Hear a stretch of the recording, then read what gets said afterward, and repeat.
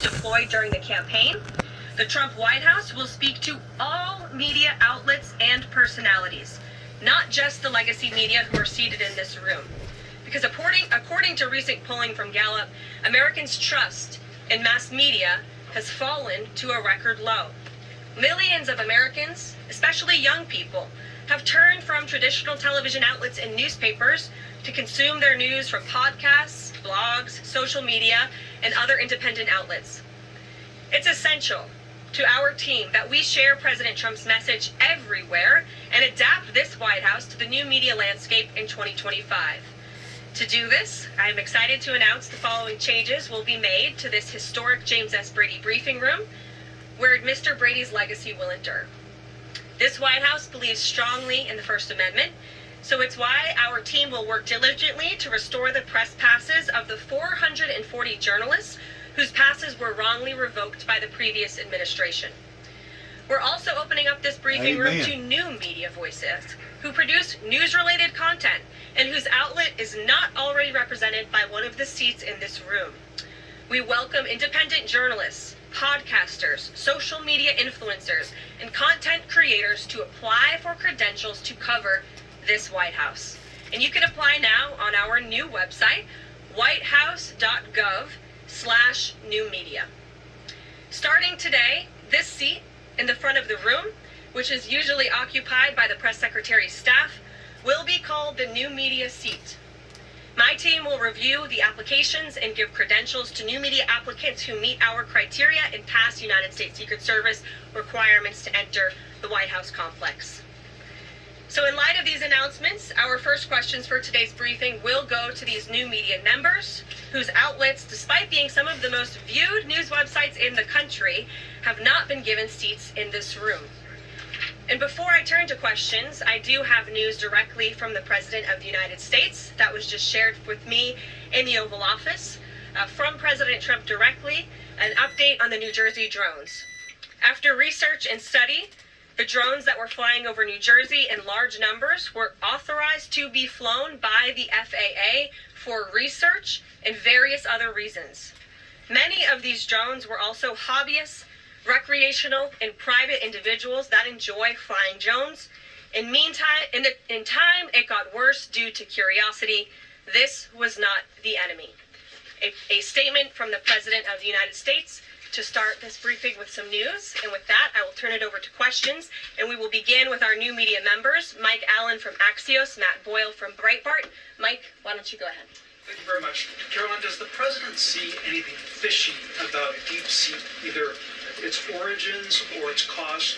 And could China's ability to make these models quicker, cheaper, affect our thinking about expanding generation data centers, chip manufacturing? Sure. The president was asked about DeepSeek last night on Air Force One when he gaggled for, I think, the third or fourth time throughout the weekend with members of the traveling press corps.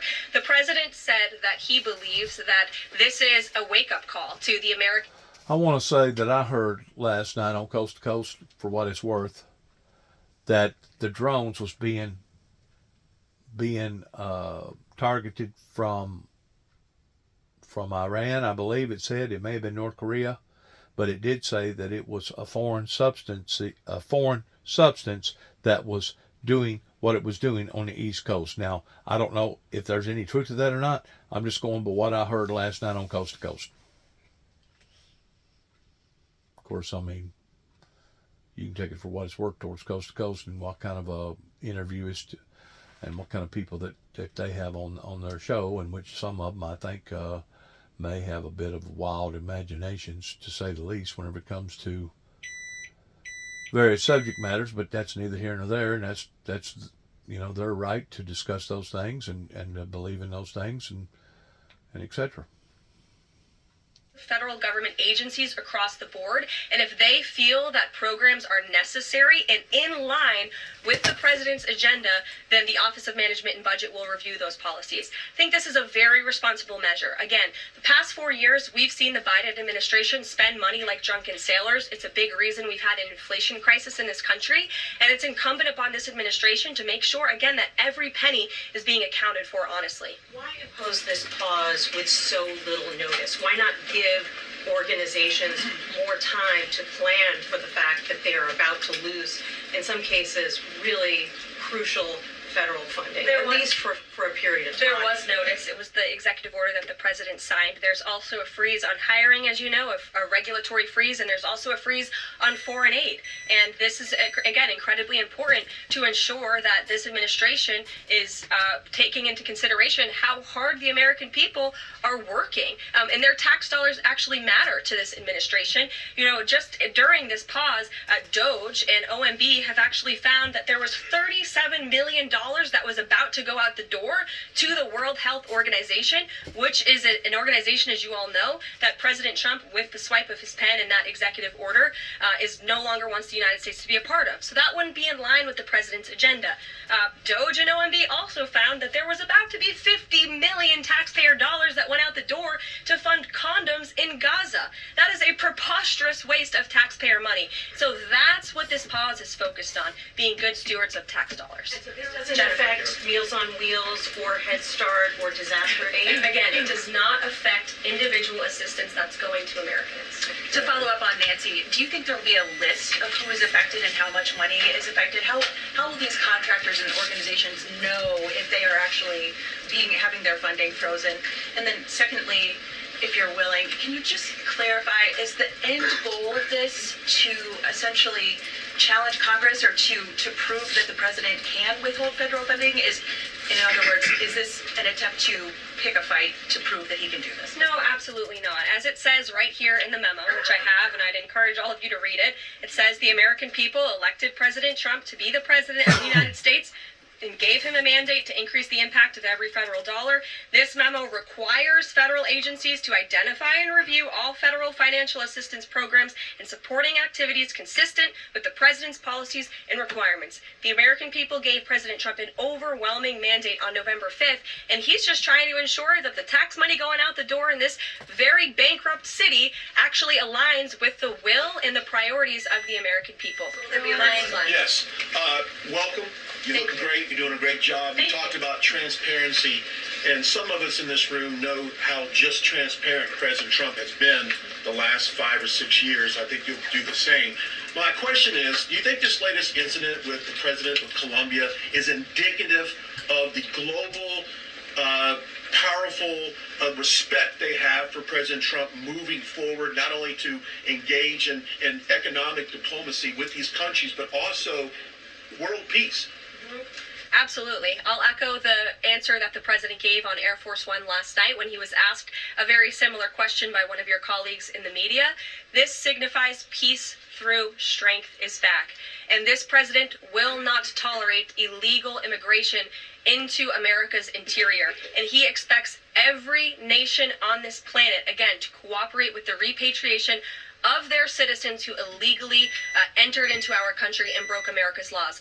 Won't be tolerated. And as you saw, the Colombian government quickly folded and agreed to all of President Trump's demands. Flights are underway once again. Two questions on deportations, if I may. President Trump had said on the campaign trail that he would deport pro-Hamas students who are here on visas. And on his first day in office, he signed an executive order that said, quote, the U.S. must ensure that admitted aliens and aliens otherwise already present in the U.S. do not bear hostile attitudes towards its citizens, culture, government, institutions, or founding principles. So should we take this executive order as Trump saying he would be open to deporting those students who are here on visas but, hold pro-Hamas sympathies? The president is open to deporting individuals who have broken our nation's immigration laws. So if they are here illegally, then certainly he is open to deporting them. And that's what this administration is hard at work at doing. We receive data from DHS and from ICE every single day.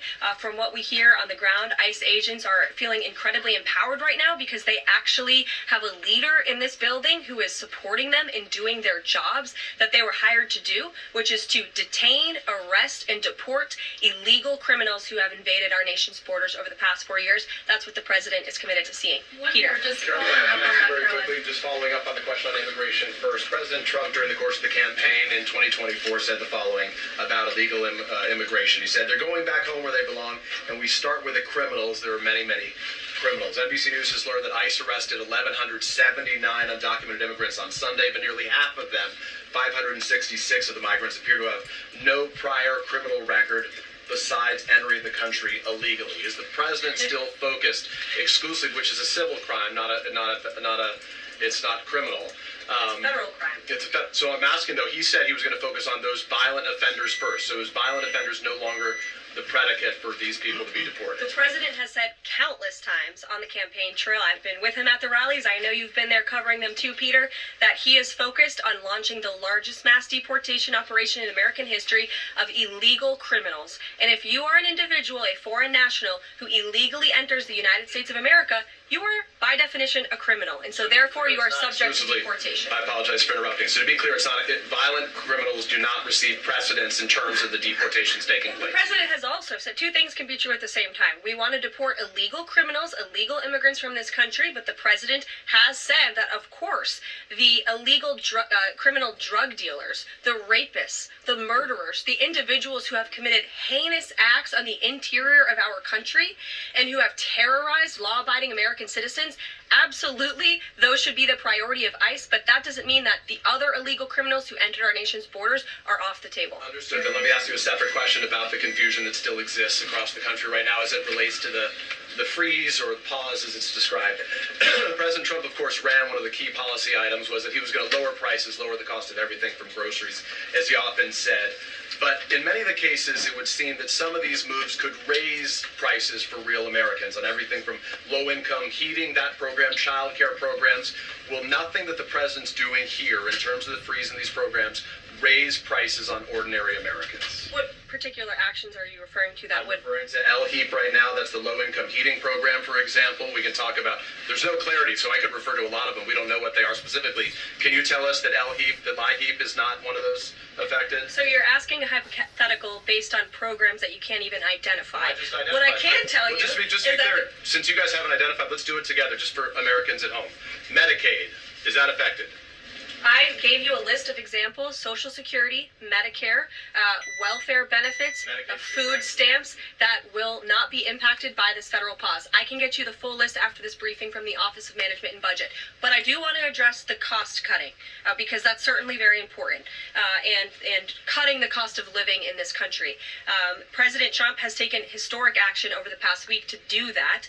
He actually signed a memorandum to deliver emergency price relief for American families, which took a number of actions. I can walk you through those. He also repealed many onerous Biden administration regulations. We know over the past 4 years, American households has been essentially taxed $55,000 in regulations from the previous administration. President Trump, with the swipe of his pen, rescinded those, which will ultimately put more money back in the pockets of the American people. So deregulation is a big deal. And then when it comes to energy, I mean, the president signed an executive order to declare a national energy emergency here at home, which is going to make America energy dominant. We know that energy is one of the #1 drivers of inflation, and so that's why the president wants to increase our energy supply to bring down costs for Americans. The Trump energy boom is incoming, and Americans can expect that. Please share that out. Thank you. Caroline, some of the confusion I think may be here with this pause on federal funding. You've made it clear you're not stopping funds that go directly to individuals, but there certainly are lots of organizations that receive funding and then may pass along a benefit. Meals on Wheels, for one. They provide meals for over 2.2 million seniors. What is the president's message to Americans out there, many of whom supported him and voted for him, who are concerned that this is going to impact them directly, even if, as you said, the funding isn't coming directly to their wallet? I have now been asked and answered this question 4 times. To individuals at home who receive direct assistance from the federal government, you will not be impacted by this federal freeze. In fact, OMB just sent out a memo to Capitol Hill with Q&A to clarify some of the questions and the answers that all of you are asking me right now. Again, direct assistance will not be impacted. I've been asked and answered about this OMB memo. There's many other topics of the day. Jackie Heimer. Direct assistance, Caroline, it's going to another organization and then trickling down. Direct assistance that is in the hands of the American people will not be impacted. Again, as I said to Peter, we will continue to provide that list as it comes to fruition. But OMB right now is focused on analyzing the federal government's spending, which is exactly what the American people elected President Trump to do. And one question on immigration, Caroline, on immigration. Of the 3,500 arrests ICE has made so far since President Trump came back into office. Can you just tell us the numbers? How many have a criminal record versus those who are just in the country illegally? All of them, because they illegally broke our nation's laws and therefore they are criminals as far as this administration goes. I know the last administration didn't see it that way, so it's a big culture shift in our nation to view someone who breaks our immigration laws as a criminal, but that's exactly what they are. You're going from the worst to worst. They all have a criminal record. And welcome to the break. If they broke our nation's laws, yes, they are criminal. Yes. Thank you. On stripping security details for figures like John Bolton, Pompeo, Brian Hook, Senator Tom Cotton said that he's seen the intelligence and the threat from Iran is real for anyone who played a role in the Soleimani strike. He voiced concern it wouldn't just impact those individuals, but potentially their family, innocent bystanders, friends, anyone who's near them when they're out in public. Is the president open to reconsidering his decision? The president was asked and answered this yesterday, and he was firm in his decision despite some of the comments that you had referenced, and he's made it very clear that he does not believe American taxpayers should fund security details for individuals who have served in the government for the rest of their lives, and there's nothing stopping these individuals that you mentioned from obtaining private security. That's where the president stands on it. I have no updates on that. Is there any concern that this decision might jeopardize the administration's ability to hire the best advisors for these kinds of positions in the future? No, in fact, I've talked to the presidential personnel office who has told me directly that there is such an influx of resumes for this administration that it's incredibly overwhelming. There is no lack of talent for the Trump administration. Reagan, would he take any responsibility if anything happened to these people? Would he feel at all that his decision was a factor in that? The president was asked and answered this yesterday. I defer you to his Thanks, comments. Caroline. Reagan, since you're in the back row, I hear you. The back row hasn't gotten much attention in the last 4 years, so I'm happy to answer your question. I can project. Does the president intend to permanently cut Let's off? go forward here. Does the president intentionally intend? Boy, oh boy, the party looks like it's coming to a halt, pertaining to the free money and people getting the free handouts, don't it? It shouldn't have never gotten this bad, regardless whether it be the illegal immigrants or the craziness going on with the White House for the past 4 or 5 administrations. It never should have gotten out of hand like this. And it's going to take some readjustments. It's going to take some real serious compromising and probably some people tightening up their belts and getting ready to start doing the proper and right things rather than thinking that they're on some sort of a free ride here in America. Let's listen to this guy real quick. Families all across our country. Back it up, back it up, back it up, back it up, back it up, back it up, back it up. A little bit more. Let's get all of it. Right about here. Here. So we're waiting to see what that lawsuit exactly says. In the meantime, Chris, we know Tish James and others will continue to fight against OMB's freeze on federal funding to their states and others. Lisa Rubin, thank you for that. And joining us now is Massachusetts Democratic Senator Ed Markey, a member of the Health Committee. He joins me now. Let's start there. As you know, I don't have to tell you, Senator, Medicaid alone covers 72 million people of limited means, low-income individuals, both adults and children. Letitia James said unequivocally our Medicaid reimbursement system is locked. What can you tell us about what's going on in Massachusetts? Sorry about that. I had to change that over. Well, across the nation, 80% of all people in nursing homes are on Medicaid. Now, we have a name for those people. They're called grandma and grandpa. And 50% of them have Alzheimer's. When there is an attack on Medicaid, it goes to our most vulnerable seniors in nursing homes with Alzheimer's. It also goes to the most vulnerable children in Massachusetts, but across the entire country. And when the portal to Medicaid aid is frozen, well, that's casting a shadow over a lifeline for seniors, for kids, for families all across our country. And that is only the beginning of what's happening. It's doing the same thing for Head Start, for housing, for firefighters, fire grants, you name it, for veterans benefits. It's across the board. These are hardworking families who depend upon federal programs to help their families. And with the exception of millionaires and billionaires, we're talking about most families.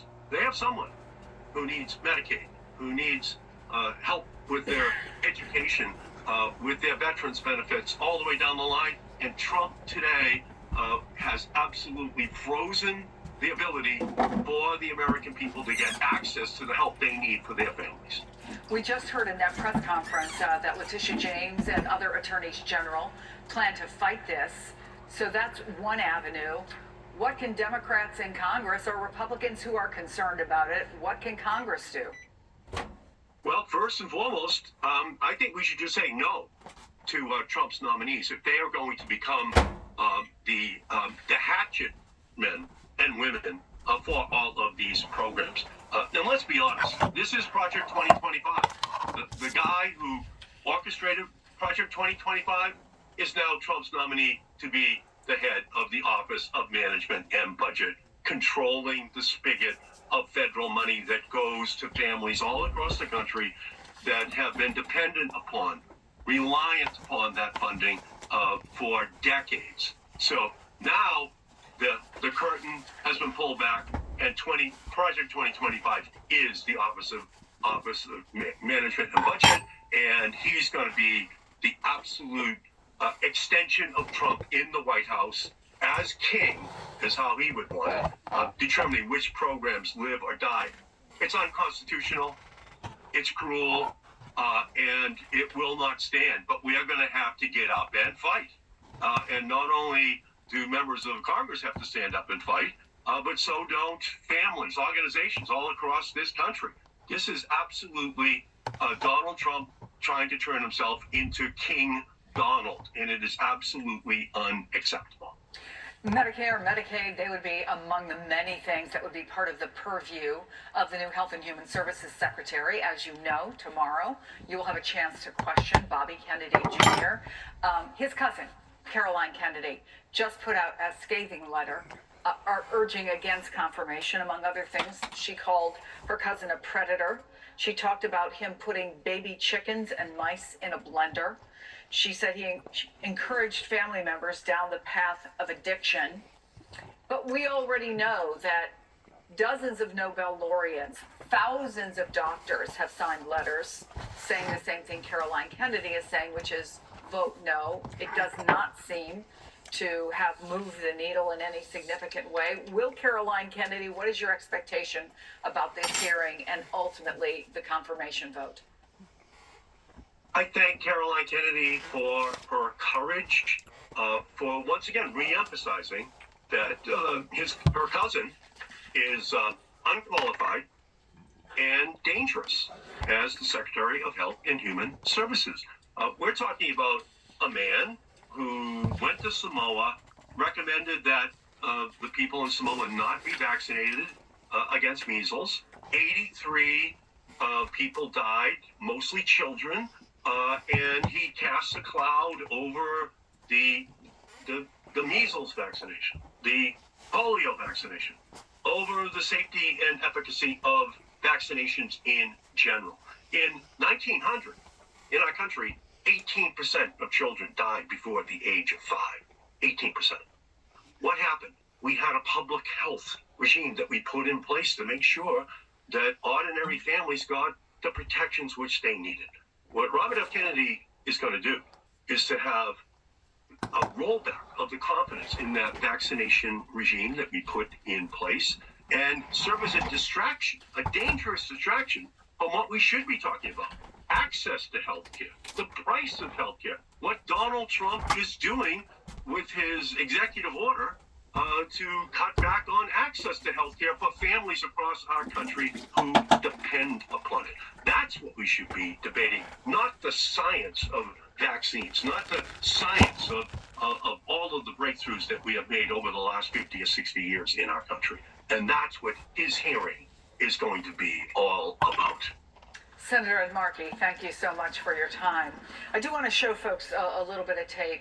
There were reporters who were around RFK Jr. today who asked him about the letter from his cousin Caroline Kennedy, and he ignored those questions and just kept walking. One of the things he would oversee, if he were to be confirmed, is the Centers for Disease Control, and the CDC is cutting off all communications with the World Health Organization, effective immediately.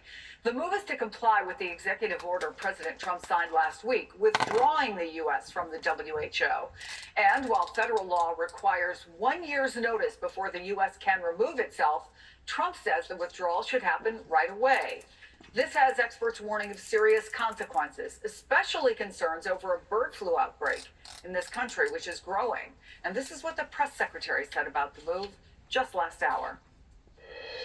DOJ and OMB have actually found that there was $37 million that was about to go out the door to the World Health Organization, which is an organization, as you all know, that President Trump, with the swipe of his pen in that executive order, is no longer wants the United States to be a part of. Joining me now, Dr. Irwin Redletter, public health analyst and founding director of the National Center for Disaster Preparedness at Columbia University.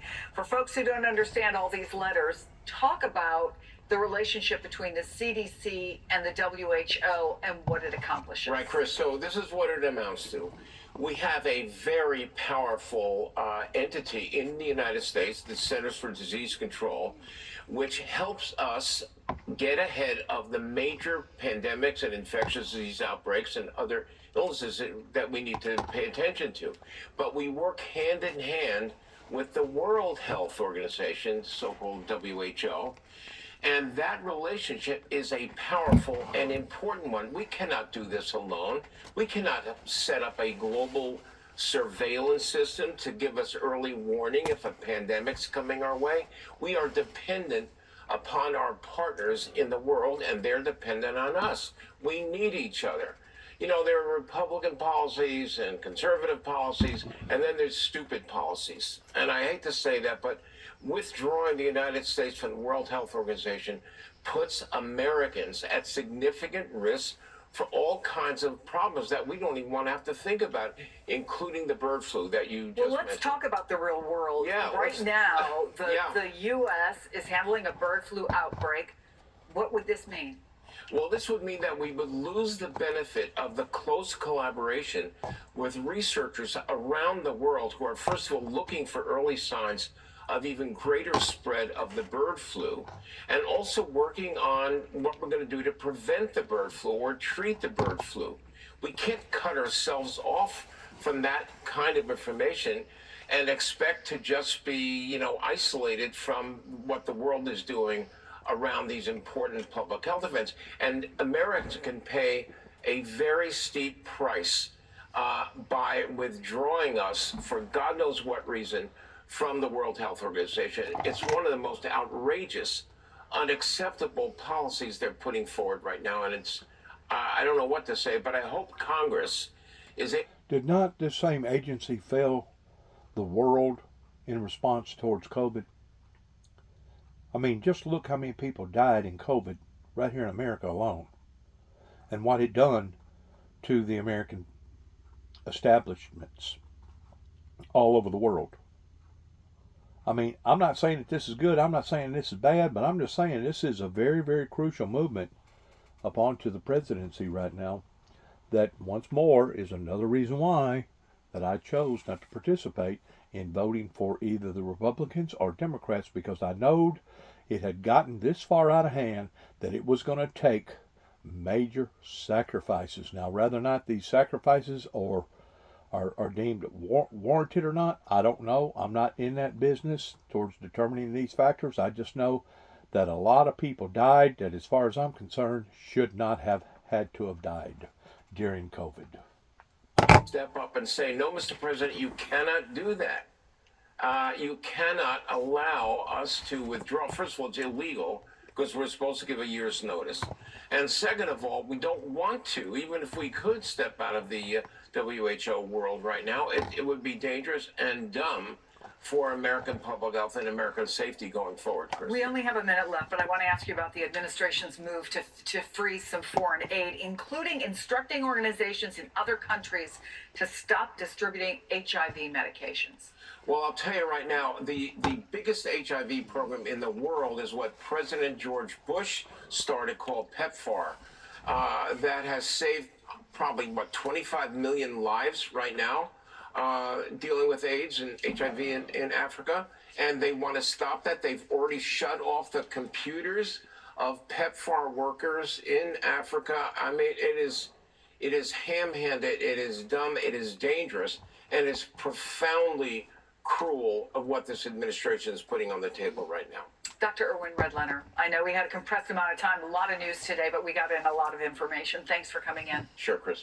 And that's going to do it for us this hour. Make sure to join us for Chris Jensen Reports. Looks to me like a fulfillment of that in which what I had already done said was going to occur pertaining to a bloody road ahead, because you get a lot of people that's sick, you got a lot of people that's dying, you get a lot of people that don't have hope in disease preventions. You're going to have a chaotic planet. Now, that's just my opinion. It didn't cost you nothing. God bless you. God bless America. God bless our troops. And good luck to all of us. Shalom.